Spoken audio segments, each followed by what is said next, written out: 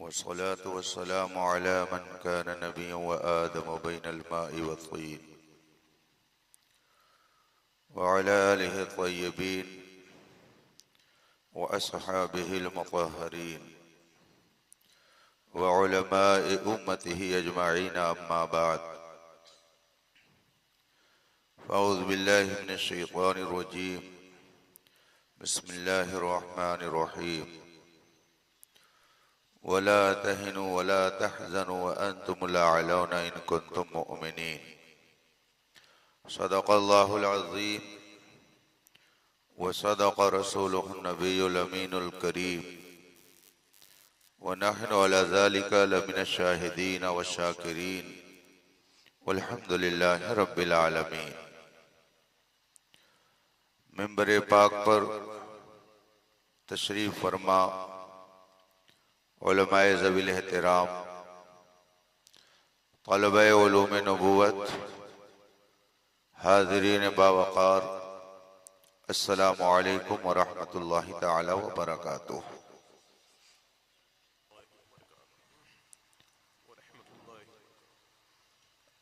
ये अज़ीम शान इजलास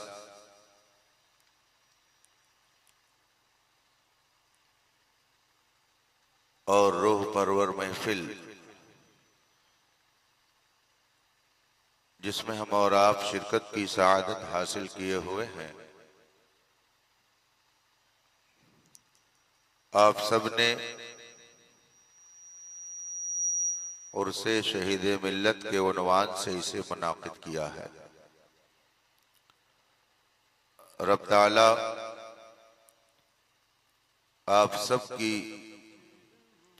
इन मेहनतों को शर्फ़े कबूल अता फरमाए। मुझसे पेशतर आप हजरात ने नाते सुनी, मदहो सताइश के अल्फाज से मुज़य्यन फ़ज़ाइल व मनाक़िब पर मुश्तमिल बेहतरीन नात खानों से अशार सुने। गालिबन जमात अहले सुन्नत के दो अजीम खुतबा का खिताब भी आपने सुना। नक़ीब इजलास अजीज़ गिरामी मौलाना मोहम्मद आफाक मुशाहिदी साहिब की निकाबत से भी आप नमाज ईशा के बाद से महजूज हो रहे हैं। अब ये वक्त मजीद किसी तकरीर और खिताब का मुतहम्मिल नहीं है, लेकिन रात के इस वक्त में आपका इस तरह बेदार रहना और इतनी तादाद में यहाँ मौजूद रहना, ये इस बात की अलामत है कि हमारी सुबह जिंदा है, हमारी शाम जिंदा है। हमारी सुबह जिंदा है, हमारी शाम जिंदा है, हमारे दिल की तख्ती पर नबी का नाम जिंदा है।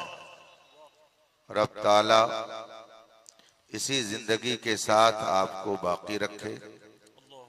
थोड़ी देर के लिए मैं आपके दरमियान हूं, कोई लंबा चौड़ा खिताब नहीं होगा। अब ये वक्त आराम का है, लेकिन अराकीन उर्स कमेटी की ख्वाहिश के एहतराम में थोड़ी देर मैं आपके बीच रहूंगा। मगर आइए सबसे पहले मुस्तफ़ा जान रहमत सरवरे कायनात फ़ख्रे मौजूदात अलैहि तहियतो व सना की बारगाह नाज में दुरूद व सलाम का नजराने अक़ीदत पेश करें और पढ़ें। अल्लाहुम्मा सल्लि अला सय्यदना व मौलाना मुहम्मद मादिल जूद वल करम व आलिहि किराम अजमईन। रफ़ीक़ान गिरामी क़द्र,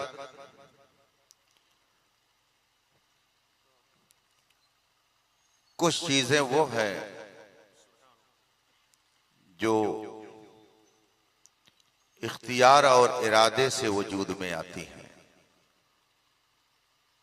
जानते हुए वो चीजें की जाती हैं और कुछ चीजें वो हैं जो बगैर इख्तियार और इरादे के वजूद में आ जाती हैं।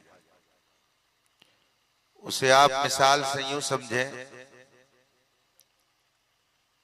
कि स्टेज लगा हुआ है, इस स्टेज से नीचे जाने के लिए एक सूरत तो यह है कि जीने पर कदम रख करके आदमी नीचे उतर जाए, नीचे पहुंच जाएगा। और दूसरी सूरत यह है कि आदमी किनारे बैठा था और फिर वो अचानक नीचे लुढ़क गया, गिर गया, नीचे चला गया। आदमी जब जीने से जाएगा तो अपने इख्तियार और इरादे से जाएगा, और अगर अचानक गिर गया तो इसमें उसका इख्तियार और इरादा नहीं था।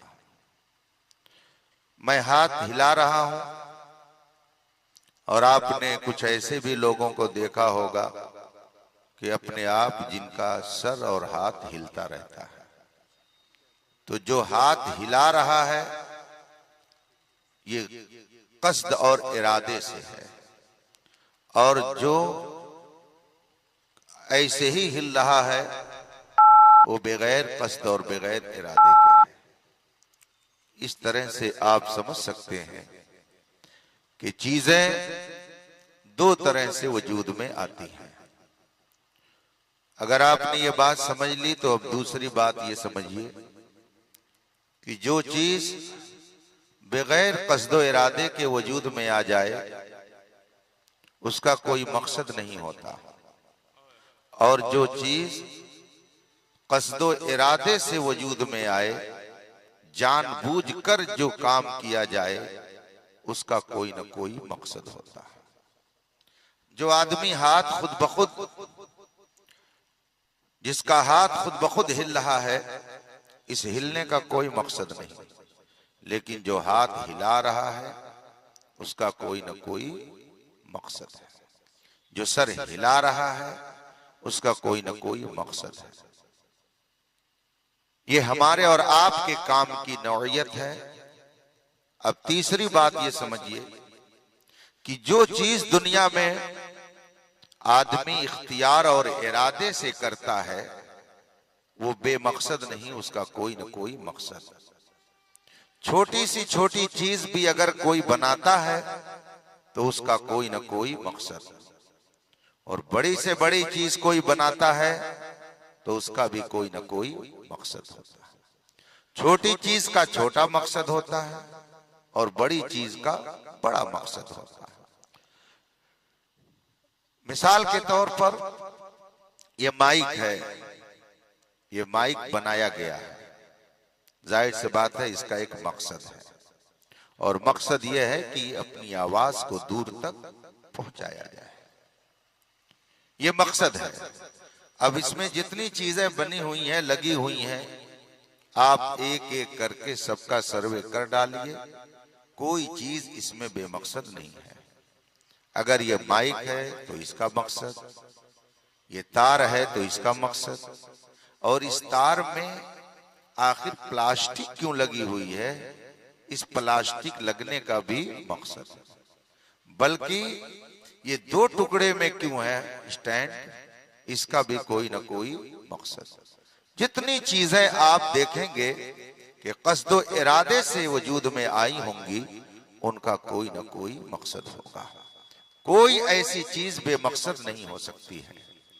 अब उसके बाद चौथी चीज समझ लीजिए कि जो चीज जिस मकसद के लिए बनाई जाती है, जब तक वो काम की होती है और उससे मकसद पूरा होता है, तब तक तो उसका मालिक उसकी निगरानी करता है, उसकी देखभाल करता है।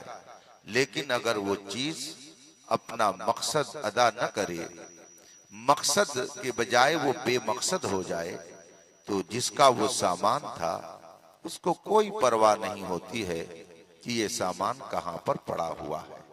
ये माइक है, जब तक इसकी आवाज दूर तक इसके जरिया पहुंच रही है, इसका मालिक इसकी देखभाल कर रहा है। लेकिन अगर फर्ज कीजिए कि ये माइक खराब हो जाए, अपना काम करना बंद कर दे, यानी दूसरे लफ्जों में कह लीजिए खराब हो जाए, बनने के काबिल न रह जाए, तो अब ये बक्स में पैक करके मालिक घूमेगा नहीं लेकर के, बल्कि ये कहीं पड़ा होगा।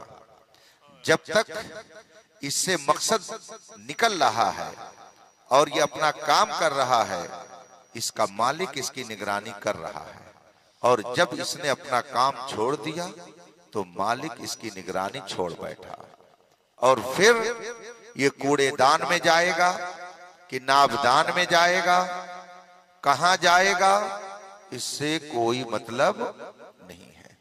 अगर आपने ये चंद बातें समझ ली तो अब आइए मकसद की तरफ कि अगर मामूली से मामूली चीज बनाई जा रही है तो उसका कोई ना कोई मकसद है। तो जिसने अशरफुल मखलूक को बनाया, सारी मखलूकात में सबसे आला जिसको अल्लाह ने बनाया, ऐसा हो नहीं सकता कि उसका कोई मकसद न हो। ऐसा हो नहीं सकता कि वो बेमकसद हो। इंसान इस दुनिया में सबसे अशरफ और आला मखलूक है। अल्लाह की कुदरत का अजीम शाहकार जिसको कहा जाए वो इंसान है। इंसान अशरफुल मखलूकात है। उसने बेशुमार मखलूकात पैदा की, बेशुमार आलम बनाए, 18,000 आलम बनाए और लातादाद मखलूक उसने पैदा फरमाई। मगर सबसे अफजल और आला जिस मखलूक को बनाया वो हजरत इंसान है। अगर मामूली से मामूली चीज का कोई ना कोई मकसद, तो अशरफुल मखलूक के बनाने का भी कोई ना कोई मकसद होगा। अब वो मकसद क्या है? अगर आपने उसको समझ लिया और उसमें आप लगे रहे तो दुनिया लाख आपको मिटाना चाहे, आपका बाल भी बेकार नहीं हो सकता है। और अगर आपने अपना मकसद छोड़ दिया तो जिस तरह से माइक खराब होने के बाद कूड़ेदान में डाला जाएगा कि नाबदान में डाला जाएगा, इसके मालिक को इसकी कोई परवाह नहीं होगी। इसी तरह से अगर आपने अपना मकसद छोड़ दिया है तो आपके ऊपर कौन जुल्म कर रहा है, खुदा को इसकी कोई परवाह नहीं होगी। और अगर आप मकसद में लगे रहेंगे तो पूरी दुनिया एक तरफ हो जाए। गौसे आजम का फरमान है, गर जुमला जहां जमा अज बर कत्ल तू शवन, अगर पूरी दुनिया तुम्हारे कत्ल पर जमा हो जाए, तू रब की बारगाह में अपनी पेशानी को अगर झुकाता है तो पूरी दुनिया तुम्हें कत्ल नहीं कर सकती है। बस शर्त यह है कि तुम अपने मकसद में लगे रहो। कुरान करीम में इंसान के ताल्लुक से फरमाया गया, लक़द कर्रमना बनी आदम, हमने इंसान को करामत और बुजुर्गी और शराफत अता फरमाई। इंसान फितरी तौर पर करामत और शराफत लेकर के आया है, एक मकसद के तहत आया है। अब अगर आप कहेंगे हजरत क्या मकसद हो सकता है, हम तो यही समझते हैं बेहतरीन किस्म का खाना हो, शानदार किस्म का बिछौना हो, आला किस्म की नींद आए, खाया पिया सोया, 70 साल जिंदगी गुजारी, चले गए, यही तो हमारा मकसद है और यही हमको समझ में भी आ रहा है। अगर आपने अपनी जिंदगी का यही मकसद समझ लिया तो आपकी समझ और गधे में कोई फर्क नहीं है, आपकी समझ में और जानवर में कोई फर्क नहीं है। इसलिए कि अगर आप पेट भर खाना खा करके सोते हैं और यही आपकी जिंदगी का मकसद है, तो गधा और कुत्ता और बिल्ली और ऊंट और बैल भी यही काम करते हैं कि वो भी पेट भर खाना खा करके सोते हैं, सुबह उठते हैं, फिर अपना रिस्क तलाशते हैं, फिर शाम तक अपनी रिस्क की तलाश में लगे रहते हैं और फिर खा पी करके वो भी सो जाते हैं। अगर सोना और खाना ये आपकी जिंदगी का मकसद है तो इसका मतलब ये है कि आपने अभी तक अपनी जिंदगी पर गौर ही नहीं किया है। इंसान अशरफुल मखलूकात, सारी मखलूक में सबसे ज्यादा शराफत और करामत वाला बना करके भेजा गया। अल्लाह तबारक व तआला ने इसको फितरत के एतबार से शराफत अता फरमाई है, करामत और बुजुर्ग बुजुर्गी अता फरमाई है। और याद रखिएगा, जो चीज फितरत के मुताबिक चलती है उसको नहीं कहा जा सकता है कि इसके अंदर बिगाड़ आ गया है। जब तक कोई चीज फितरत के मुताबिक चलेगी उसमें बिगाड़ नहीं आएगा, और अगर फितरत के खिलाफ हो जाए तो उसमें बिगाड़ आ जाता है। जो चीज फितरत के मुताबिक चले उसको ये नहीं कहा जा सकता है कि बिगड़ गई है, और जो चीज फितरत के खिलाफ चलेगी उसके अंदर बिगाड़ पैदा होगा और बिगाड़ उसी तरफ से आएगा। आप उसको यूं समझें कि 4 व्हीलर है, 2 पहिया गाड़ी है, 8 पहिया गाड़ी है।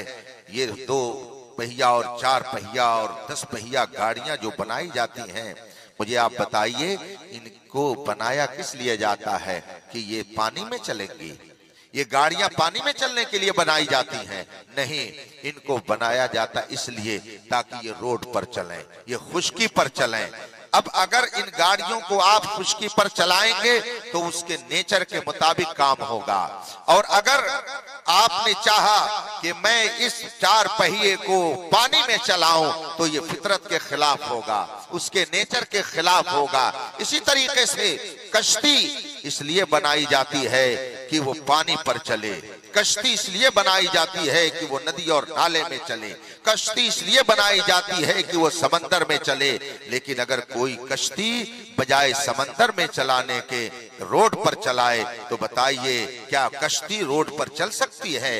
रोड पर चलने के लिए 4 व्हीलर बनाई गई है, अगर आप उसे पानी में चलाएंगे बिगड़ जाएगी, खराब हो जाएगी, बल्कि खुद भी डूबेंगे सनम, तुमको भी ले डूबेंगे। जो उसमें बैठे होंगे वो भी पानी में डूब जाएंगे। और अगर कश्ती को कोई खुश्की पर चलाना चाहे, रोड पर चलाना चाहे और खींचे उसको, तो कश्ती टूट फूट करके खत्म तो हो जाएगी मगर वो रोड पर नहीं चल सकती है। देखा आपने, कश्ती बनाई गई थी पानी में चलाने के लिए, ये उसका नेचर है, ये उसकी फितरत है। अब अगर उसे कोई चलाना चाहे रोड पर तो गोया उसकी फितरत से वो जंग कर रहा है। फितरत के खिलाफ जब कोई काम होगा तो बिगाड़ पैदा होगा, और फितरत के मुताबिक जब काम होगा तो वो काम होता रहेगा और वो चीज मौजूद रहेगी।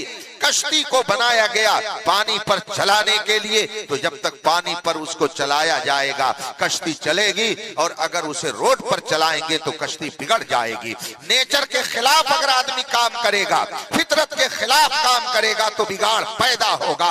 इसी तरीके से इंसान को अल्लाह ने शर्म और हया का पैकर बना करके भेजा है। अल्लाह ने इंसान को करामत और बुजुर्गी और शराफत के साथ भेजा है। अब अगर बेहयाई पैदा करोगे तो फसाद पैदा होगा, अगर जुल्म ज्यादती करोगे तो बिगाड़ पैदा होगा। तो याद रखिए, जो इस्लाम के मानने वाले हैं वो फितरत के खिलाफ नहीं करते हैं बल्कि फितरत के मुताबिक करते हैं। फितरत ये कहती है कि अगर बाप 4 नहीं हो सकते हैं तो खुदा भी 10-20 नहीं हो सकता है। फितरत ये कहती है कि अगर बाप किसी के 10 हैं तो ये बेहयाई और बेगैरती है। इससे बढ़कर के ये बात कही जा सकती है कि अगर कोई 200-400 खुदा माने तो ये उसकी अक्ल का फतूर है। अल्हम्दुलिल्लाह, हम अहले ईमान फितरत के मुताबिक अकीदा रखते हैं कि अगर बाप चंद नहीं हो सकते हैं तो खुदा बदरजे औला कई एक नहीं हो सकता है। खुदा पूरी कायनात का एक है, ये फितरत के मुताबिक माना जा रहा है। अब अगर इसके खिलाफ कोई करता है तो बिगाड़ उधर से आता है, ईमान वालों की तरफ से बिगाड़ नहीं आ सकता है। अल्लाह तबारक व तआला ने शर्म और हया के साथ हमें पैदा किया है।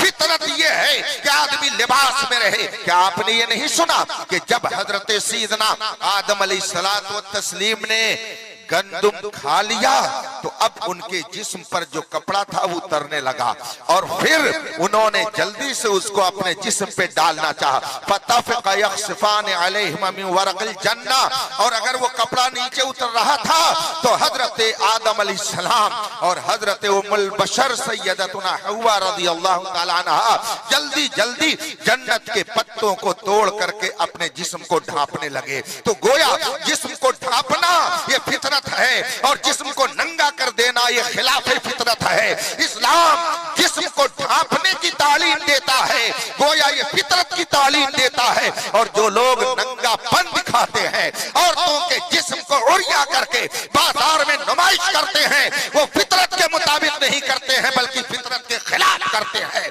अल्हम्दुलिल्लाह, जो ईमान वाला है वो फितरत पर चलता है और जो ईमान से हट जाता है वो फितरत के खिलाफ काम करता है। याद रखिए, जो फितरत के मुताबिक चलता है बिगाड़ उसकी तरफ से नहीं होता, बिगाड़ दूसरों की तरफ से होता है।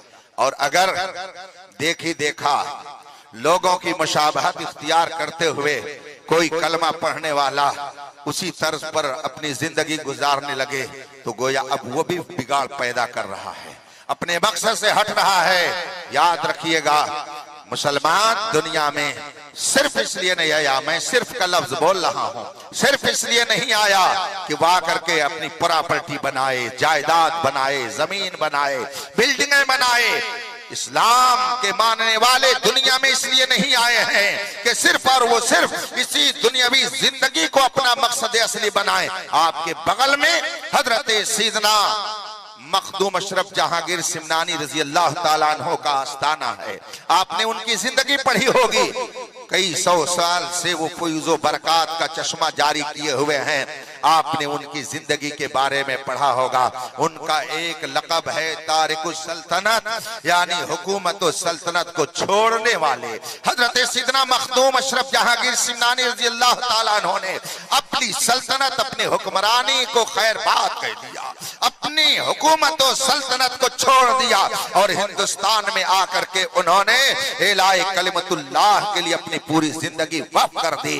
अगर एक मोमिने कामिल का मकसद दुनिया कमाना होता तो हजरत मखदूम अशरफ जहांगीर सिमनानी कभी सल्तनत को छोड़ करके हिंदुस्तान में ना आते, लेकिन उन्होंने सल्तनत पे लात मार दी और दुनिया वालों को बताया, और वही बताया जो मेरे आला हजरत ने हम तक पहुंचाया। जमीनो जमा तुम्हारे लिए, मकीनो मकान तुम्हारे लिए, चुनीनो चुना तुम्हारे लिए, बने दो जहां तुम्हारे लिए। या रसूल अल्लाह, हम आए यहाँ तुम्हारे लिए। हमारी जिंदगी का मकसद पैसे कमाना नहीं है, हमारी जिंदगी का मकसद दौलत इकट्ठा करना नहीं, हमारी जिंदगी का मकसद है कि एक पाकीज़ा माहौल दुनिया में बर्पा हो। इस्लाम के मानने वालों का मकसद यह है कि दुनिया से बुराइयों का खात्मा हो, जुल्म और ज्यादती का खात्मा हो, कत्ल गारत गरी का खात्मा हो, बेहयाई और उरियानियत का खात्मा हो, और शर्म और हया का पैकर बनता हुआ हर शख्स नजर आए। इस्लामी जिंदगी का मकसद यह होता है। जो लोग इस मकसद को नहीं समझ पाते हैं वो तरह तरह की बातें करते हैं, लेकिन ऐ मुसलमानों, आपको किसी की बात पर ध्यान देने की जरूरत नहीं है, बल्कि आपको अपने मकसद असली में लगे रहने की जरूरत है। एक लतीफा है, आपने इसको सुना होगा, पढ़ा भी होगा, कि हाथी जा रहा था, इत्तेफाक से कोई अपनी दुकान से निकल करके उसको केला खिला रहा है, कोई उसे निकल करके कुछ और खिला रहा है, कोई उसे मिठाई खिला रहा है। इतने में कुत्ते ने देखा कि उसको मिठाई खिलाई जा रही है, उसे केला खिलाया जा रहा है, उसे और कुछ दिया जा रहा है। उसने भौंकना शुरू किया, भौंकना शुरू किया, लेकिन हाथी अपने मकसद में लगा रहा और फिर आगे बढ़ता रहा।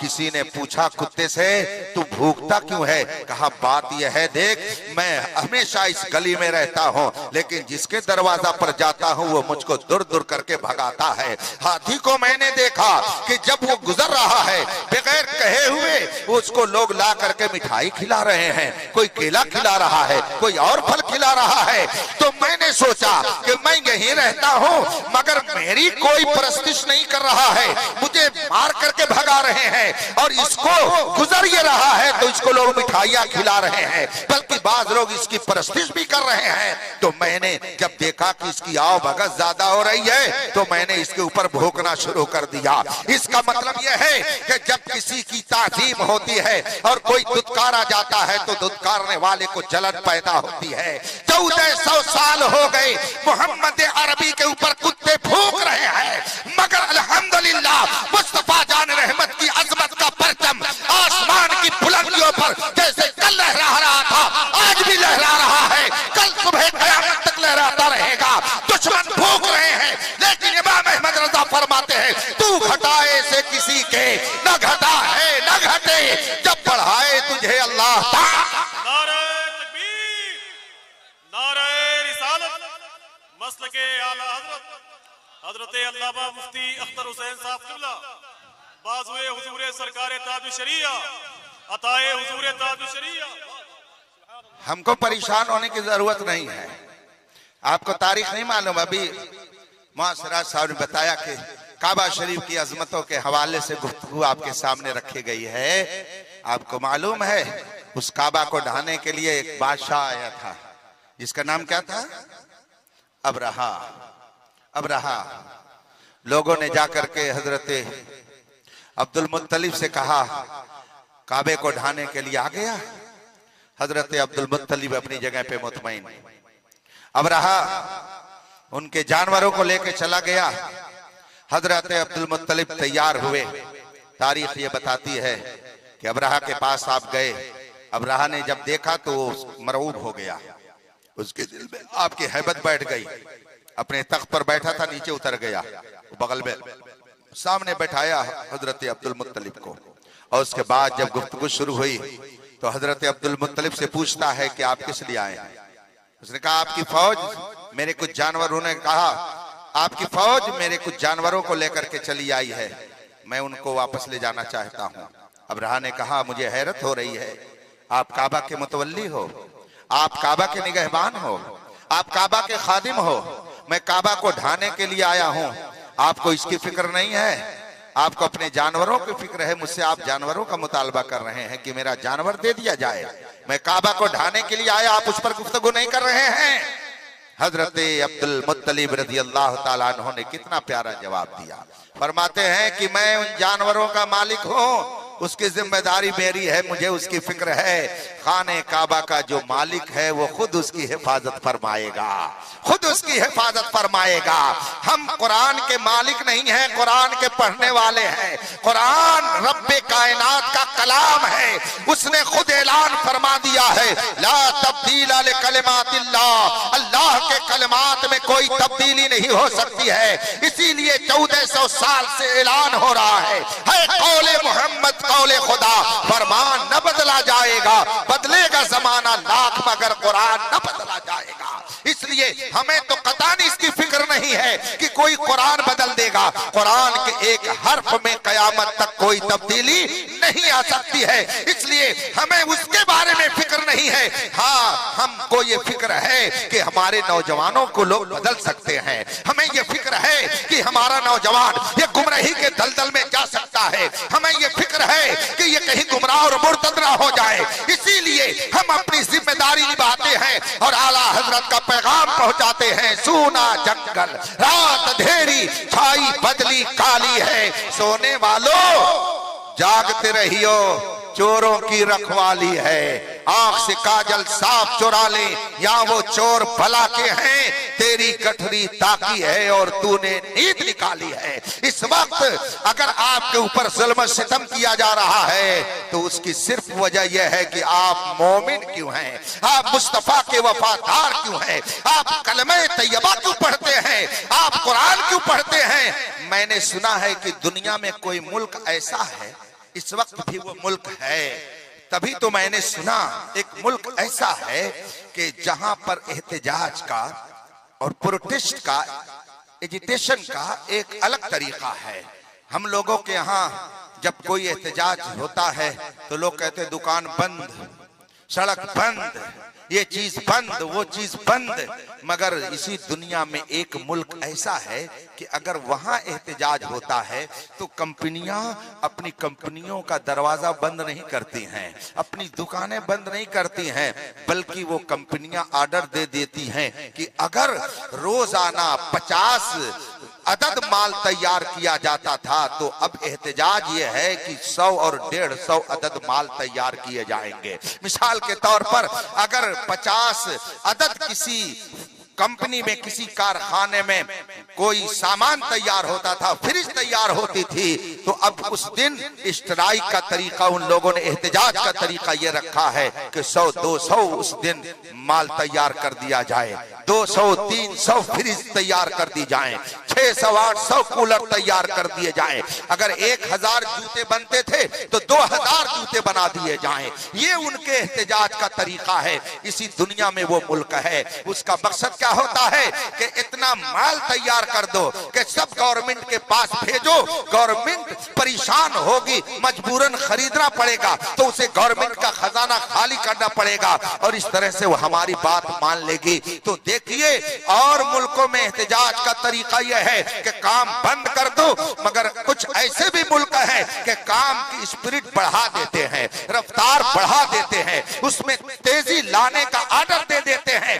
मैं आपसे कहूंगा, अगर आप ये चाहते हैं कि आपका ईमान सलामत रहे, अगर आप ये चाहते हैं कि क़ाल अल्लाह क़ाल रसूल की सदा बुलंद होती रहे, अगर आप ये चाहते हैं कि मस्जिदों से और मिंबरों मेहराब से अल्लाहु अकबर की सदा आती रहे, तो अब आपको कुछ कहने की जरूरत नहीं है। जो ही लोग कहें कि कुरान बंद कर दिया जाए, कुरान न पढ़ा जाए, हर मुसलमान सुबह से लेकर के शाम तक कम से कम एक पारा रोज तिलावत करे, ताकि लोगों को पता चले कि अगर बरको सैयाद की जिद यही है, बनाएंगे हम भी यही। अल्लाह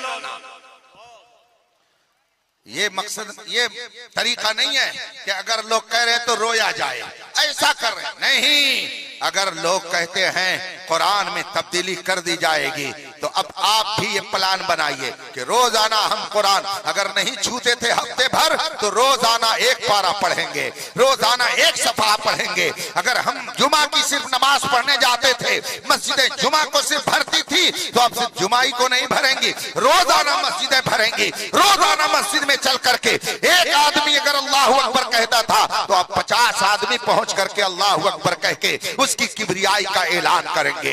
अगर रोजाना कोई नाज शरीफ नहीं पढ़ता था, तो अब मोबाइल लेकर के सफर में भी चलेंगे, बस में बैठे रहेंगे, ट्रेन में बैठे रहेंगे, प्लेन में बैठे रहेंगे और खोल करके मुस्तफा की नात दिल में गुनगुना करके और अपनी जबान से मुस्तफा की नात पढ़ करके अपने ईमान को ताजा करते रहेंगे, ताकि जो लोग जलाने के लिए अपना सब कुछ सरमाया सर्फ करते हैं, हम ये कहेंगे कि तुम चलते रहो, हम मुस्तफा का कलमा यूं ही पढ़ते रहेंगे, तुम चलते रहो, हम कुरान की तिलावत यूं ही करते रहेंगे। अगर आपने ये मिजाज बना लिया तो देख लीजिए कि अल्लाह की रहमतें कैसे आपके ऊपर उतरेंगी। क्या आपने ये नहीं सुना कि अगर कोई शख्स कुरान शरीफ पढ़ता है तो उस पर अल्लाह की रहमतें नाजिल होती है। आप अगर सफर में चलते रहे कुरान पढ़ते रहे, सफर में चलते रहे हदीस पढ़ते रहे, सफर में चलते रहे दुरूद पाक पढ़ते रहे, और अब तो इतनी आसानी है कि आपको पूरा कुरान शरीफ जुज़दान के साथ बड़ी हिफाजत के तरीके पर लेकर बक्स में रख के जाने की भी कोई जरूरत नहीं है। हर एक के पास मोबाइल मौजूद है और उसमें कुरान शरीफ भर लिया जाए, जहाँ भी जाए आदमी कुरान खोल करके पढ़ता रहे। मैं एक बार दिल्ली से गालिबन या बॉम्बे से चला और गोरखपुर के लिए मैं सफर शुरू किया, और जब फ्लाइट प्रवास कर गई और ऊपर जब वो चलने लगी, तो मैंने निकाला मोबाइल और कुरान शरीफ खोल करके मैंने उसको पढ़ना शुरू कर दिया। मेरे बगल में एक साहब थे, मुझे नहीं मालूम था कि वो क्या हैं, मुसलमान हैं कि गैर मुस्लिम हैं। मैंने सफर पूरा कुरान शरीफ पढ़ करके गुजारा, और जब नीचे फ्लाइट उतरी और उसके पास सामान लेने के लिए जब बेल्ट के पास खड़े हुए, तो वो भी मेरे पास आके खड़े हो गए और कहते हैं कि मैं बेंगलोर रहता हूँ और ईरानी नजाद हूँ, मेरे आबा व अजदाद ईरान के रहने वाले थे, हम लोग शादियां आज भी ईरान ही से करते हैं, मगर कारोबार इंडिया में है तो हम यहाँ रहने लगे, और हमने देखा कि आप कुरान शरीफ पढ़ रहे हैं तो हमें बड़ी खुशी हुई कि हिंदुस्तानियों के अंदर भी कुरान पढ़ने का यूं जज्बा पाया जाता है।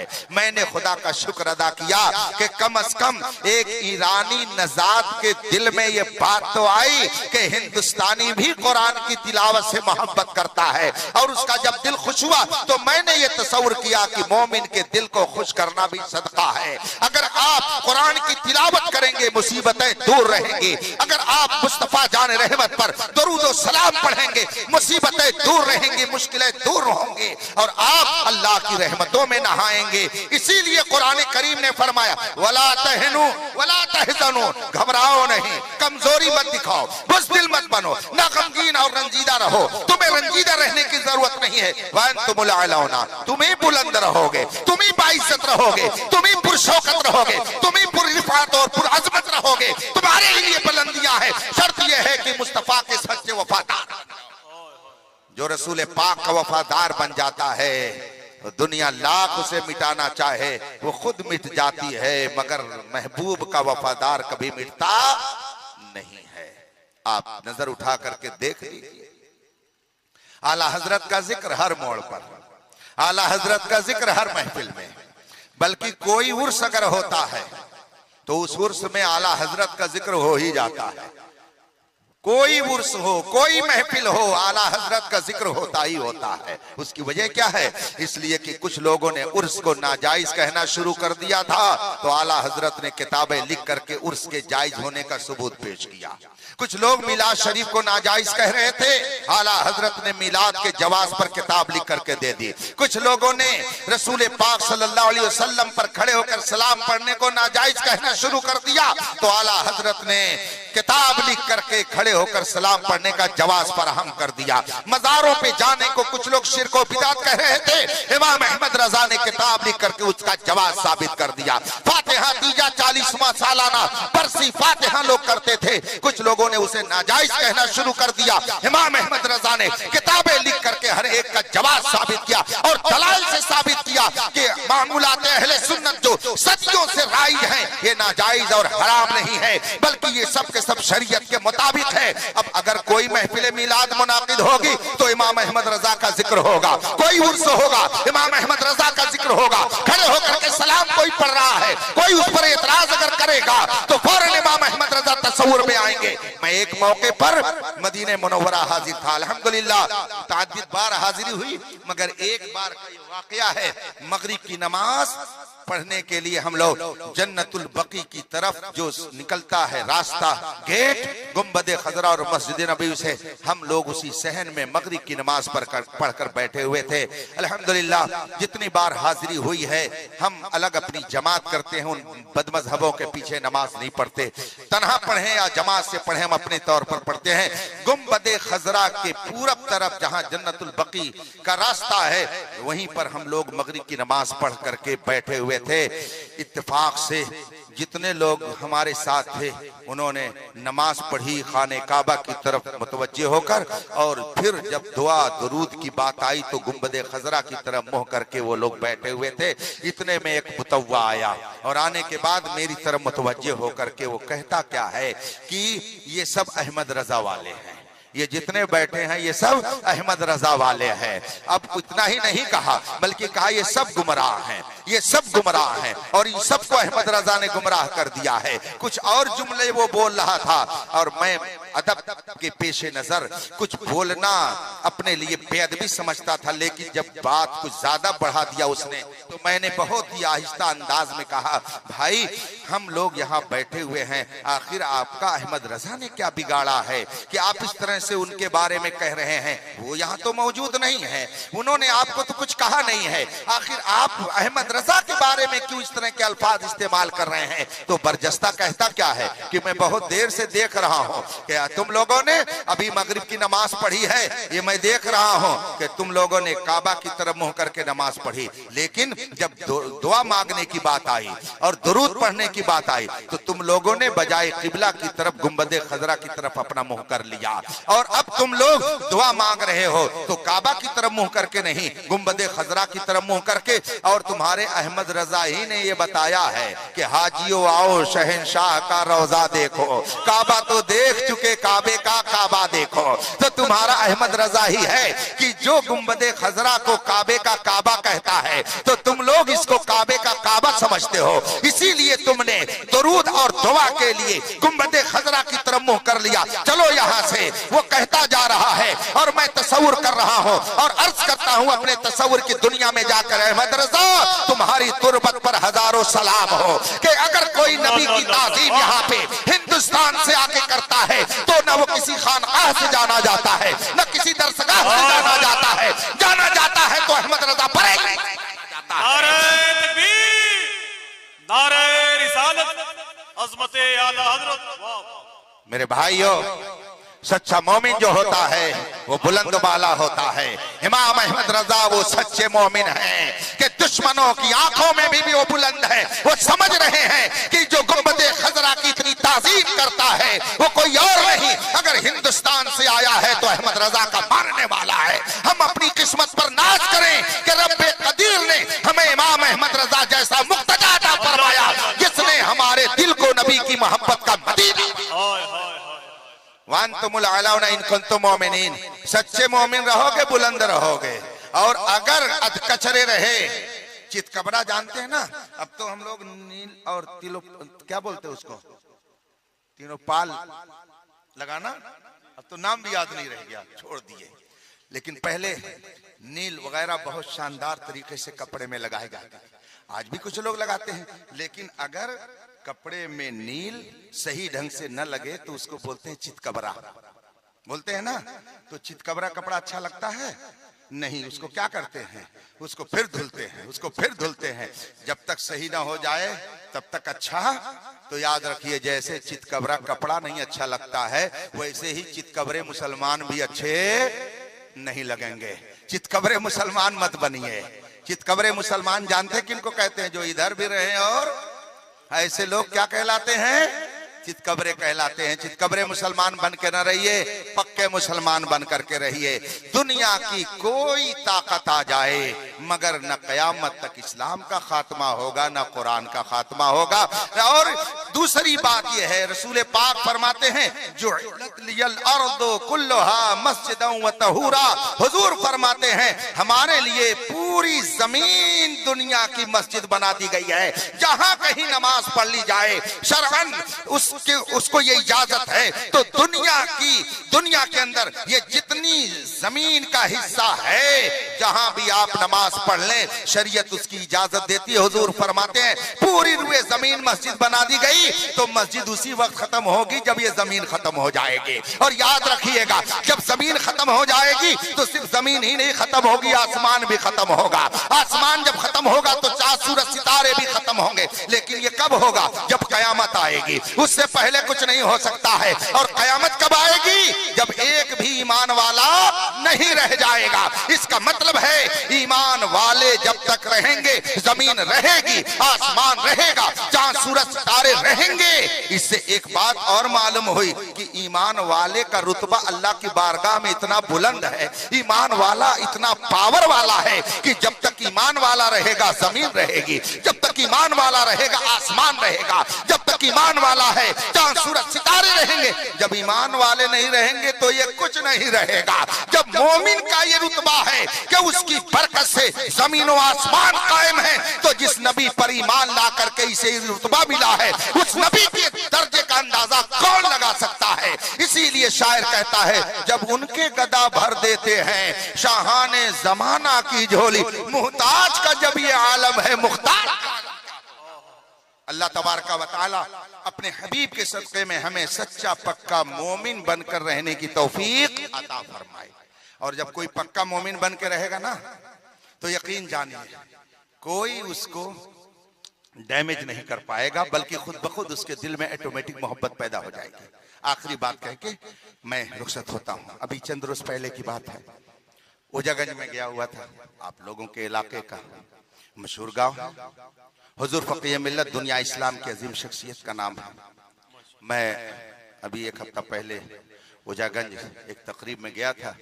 हजरत अल्लामा मौलाना मुफ्ती अनवार अहमद अमजदी साहब सज्जादा नशीन आस्ताने फकीह मिल्लत के साहबजादे के वलीमे के मौके पर, तो बगल में एक साहब बैठे हुए थे।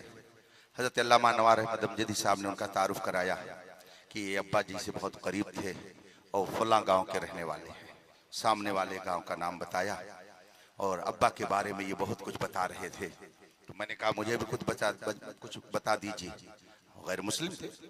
कहा कि साहब मैंने हजरत से बहुत कुछ सीखा, हजरत से मैंने बहुत कुछ सीखा है, बहुत सारी बातें मुझे मालूम है, याद है। हमने कहा कुछ आप बताइए। तो अब बताया उन्होंने। कहा एक बार मैं आया, हजरत एक सवाल का जवाब लिख रहे थे और जिस कागज पर वो लिख रहे थे वो कागज बहुत खूबसूरत था। मैंने पूछा हजरत ये सवाल कहाँ से आया है, कागज कहाँ से आया? तो हजरत ने फरमाया कि ये कागज लंदन से आया है, सवाल वहां से आया है, जवाब वहां जाएगा। वो कहने लगे कागज बहुत खूबसूरत था, तो मैंने सोचा कि अगर जवाब लिखने के बाद कुछ कागज बच जाएगा तो मैं हजरत से कहूंगा फाड़ कर मुझे दे दीजिए ताकि मैं लोगों को दिखाऊं। बहुत खूबसूरत कागज था। हजरत ने जवाब लिखा, दस्तखत कर दिया और वाकई कागज बच गया। तो जब कागज बचा तो मेरे दिल ने कहा लाओ मैं कह दूं कि हजरत इतना फाड़ करके मुझे दे दीजिए। मैंने सोचा ये अपने पास रखूंगा, लोगों को दिखाऊंगा कि कितना शानदार कागज है। और इस पे सवाल आता है लिखने के लिए, मुफ्ती साहब क़िबला इस पर जवाब लिखते हैं। वो कहने लगे कि इतने में हजरत ने उसको फाड़ दिया।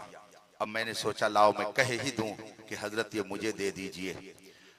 अभी हजरत फाड़ रहे थे, मैंने पूछा हजरत इसे आप दो टुकड़े कर रहे हैं तो ये जो सादा कागज है मुझे दे दीजिए। हजरत ने नहीं ये फाड़ा और फाड़ने के बाद हजरत ने उसको लिफाफे में पैक करना शुरू कर दिया। अब मुझसे न रहा गया तो मैंने हजरत से कहा कि हजरत ये अब तो काम का है नहीं, ये आधा कागज का टुकड़ा मुझे दे दीजिए, बड़ा खूबसूरत है, मैं इसको दिखाऊंगा अपने यहाँ ले जाकर के कितना खूबसूरत कागज है। हजरत ने लिफाफे में उसको पैक करते हुए मुझसे फरमाया कि जनाब जिसने ये सवाल भेजा है ये कागज उसी का है, वो इसका मालिक है। उसने हमको ये इजाजत नहीं दी है कि हम फाड़ करके किसी और को दे दें। हम बगैर इजाजत के आपको नहीं दे सकते हैं।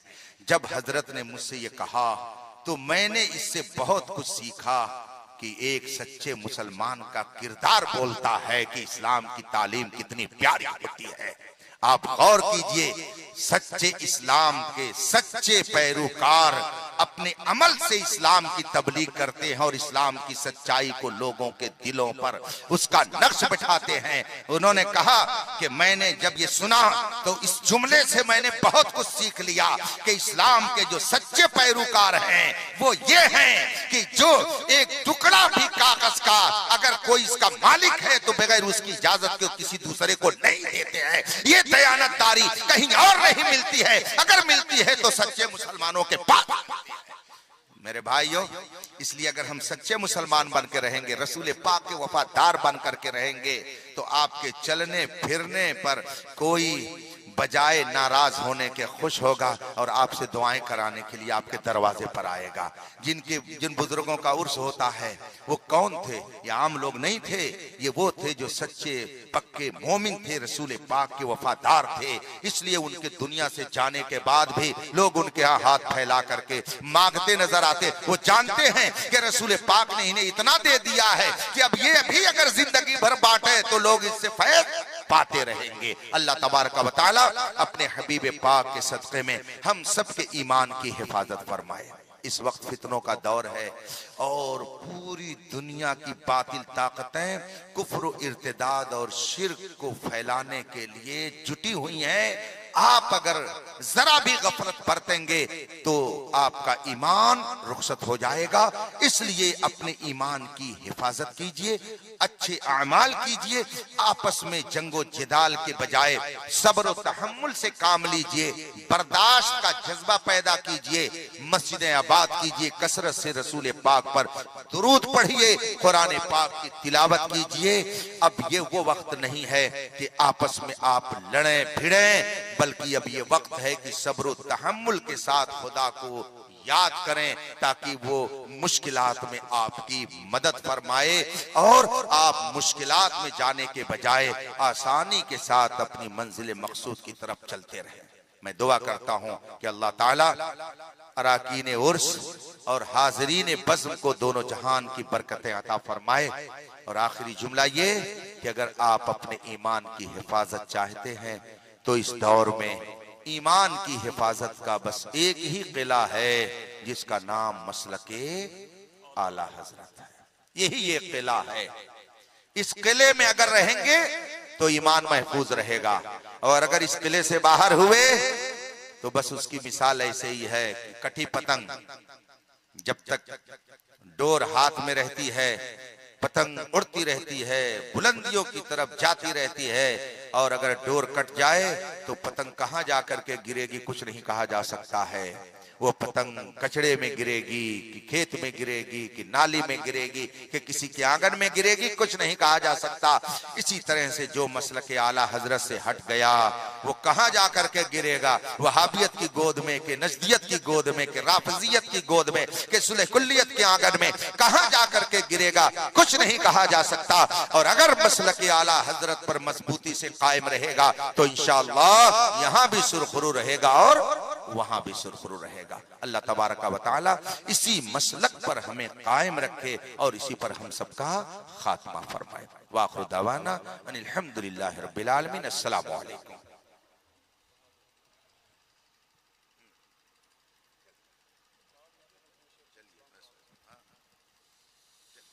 मुस्तफा जाने रहमान पे लाखो सलाम, शम्ए बज़ में हिदायत पे लाखो सलाम, शहर यारी में ताजदार हर में, शहर यारी ताजदारे हर में नौबहारे शफाअत पेला मुस्तफा जाने